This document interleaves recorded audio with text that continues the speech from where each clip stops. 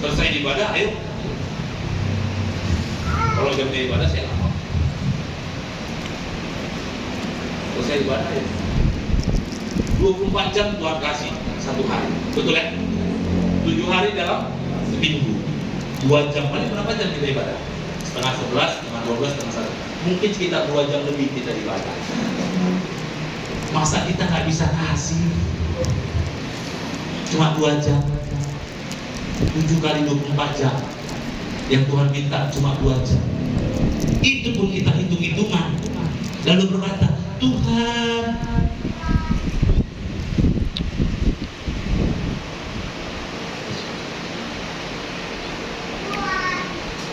gak usah takut Bapak Ibu. Kalau kenal siapa Tuhan, gak usah takut berkat hilang. Alkitab mencatat kalau Tuhan yang membuka, tidak ada yang bisa satu pun yang menutup. Tapi kalau Tuhan yang menutup, tidak ada satu orang pun yang bisa membuka. Itu yang terpenting yang perlu kita pahami. 2 jam cuma kan? 2 jam itu ya. Paling 2 jam paling lebih sedikit. 7 kali 24 jam, 4 kali 7, 28, 2, 7 kali 1, 9, 98 jam dalam 7 kali 24, 24 kali 7, 114 tambah 2 kali 168 jam dalam seminggu, kurang lebih. Kalau saya salah. Masa 2 jam kita nggak bisa kasih? Lalu kita berkata, oh Tuhan, tolonglah aku. Saya bersyukur orang tua saya warisi yang pertama itu iman. Nah, iman yang Senin Kemis. Lagi mood ibadah, lagi nggak mood ibadah, nggak ibadah. Lagi bisa begitu. Ini ya, kalau yang begitu tipe manusianya pasti mau sejauh-jauh. Ini ada masalah pasti lah. Pastilah. Dulu lah Pak Pendeta, saya salah dulu. Iya pastilah. Gak kuat ini menghadapi pencobaan.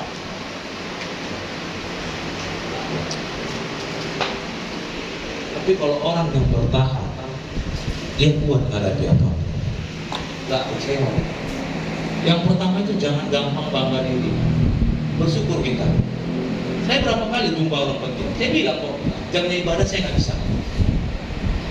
Lewat jam ibadah silakan, ayo duduk kita sampai malam tuh kawan. Tapi jamku ibadah nggak boleh kawan. Itu saya pikir waktu itu kan bilanglah berkatku ini kan, saya mulai ditari lalang. Enggak. Kenapa saya bilang enggak? Kalau itu berkat memang dari Tuhan melalui dia, nggak akan ketukar itu Bapak Ibu. Nggak akan ketukar, nggak akan diambil orang, enggak. Tetap kembali kepada kalau berkat itu memang dari Tuhan untuk mau kayak mana pun caranya tetap kembali kepada Tuhan. Tolong kita. Itu yang pertama. Jangan merasa bangga. Bahasa gaulnya bagaimana sikap kita Pak Pendeta? Stay humble, tetap rendah hati.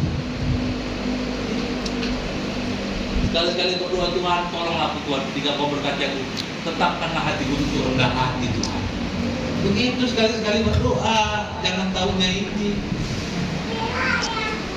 Tuhan tolong kita semua. Itu yang pertama. Jangan harus kita hilangkan yang namanya berbangga. Semua itu hanya kemurahan Tuhan. Tidak karena kehebatan kita. Semua all about grace of God. Semua karena kemurahan Tuhan. Tuhan tolong kita. Itu yang pertama. Biar kita bisa menang mengatasi kecil. Jangan gampang bangga diri. Tuhan tolong kita. Yang kedua, bagaimana caranya agar kita tidak kecewa menghadapi apapun. Yang kedua ialah kita mengarahkan pandangan kita kepada Yesus. Banyak orang tenggelam. Salah satu contohnya buka Matius 14 ayat 29. Petrus ini orang hebat. Salah satu-satunya murid Tuhan yang bisa berjalan di atas air itu hanya Petrus. Matius 14 ayat 28-29. Kata Yesus, datanglah, maka Petrus turun dari perahu dan berjalan di atas air mendapatkan Yesus. membuat Petrus bisa berjalan di atas air?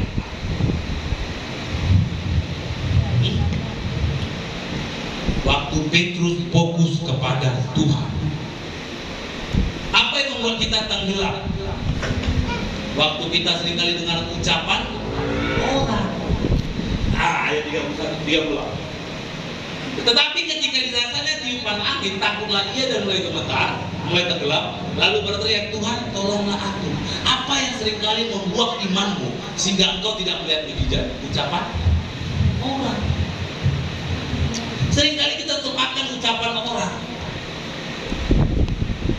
Ini yang susah, ucapan orang, bukan Tuhan yang kita dengar. Ucapan manusia yang kita dengar, yang kita percaya menjatuhkan iman kita.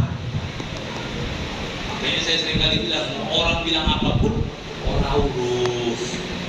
Yang penting